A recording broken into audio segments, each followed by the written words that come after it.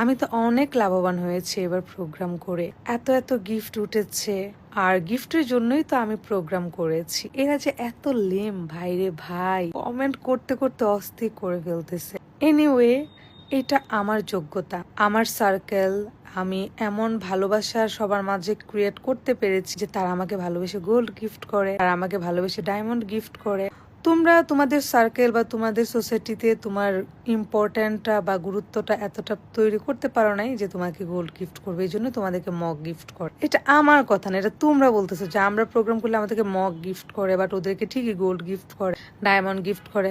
So তুমি সেই ভালোবাসাটা বা তোমাদের সেই সার্কেলটাতে তুমি সেই অবস্থানটা নিজে তৈরি করতে পারো না, এই জন্য তোমাকে মগ গিফট করে। আর দিশার বার্থডে তো অনেকে মগ গিফট করছে ভাই। আমি হচ্ছে 400 মানুষের অ্যারেঞ্জমেন্ট করছি, সেখানে হচ্ছে গত 20 থেকে 25 জন হচ্ছে ওকে গোল্ড গিফট করছে। সো এইটা দেখে তোমাদের অবস্থা এরকম হয়ে গিয়েছে। যাই হোক, ভালোবেসে যদি 1 টাকার গিফটও করে সেটাও হচ্ছে ভালোবাসা। গিফট আসলে টাকা পয়সা, স্বর্ণ সোনা দানা এগুলা দিয়ে হয় না। আপনারা জানেন যে দিশা বার্থডেতে 2জন মানুষকে আমি ইনভাইটই করি না, তারা দিশাকে বাসায় গোল্ড পাঠিয়ে দিছে। আমি সেই ভিডিওটা আপনাদেরকে শেয়ার করব। আমি যদি ইনভাইট করতাম আমি 1000 মানুষকে ইনভাইট করতে পারতাম, কজ আমার সেই অ্যাবিলিটি নাই। অনেকে মন খারাপ করছে আমি তাদেরকে ইনভাইট করতে পারি না, এবং অনেকের ইনভাইট আমি পরে আবার ক্যান্সেলও করছি, কজ আমার ওই পরিমাণ অ্যাবিলিটি ছিল না।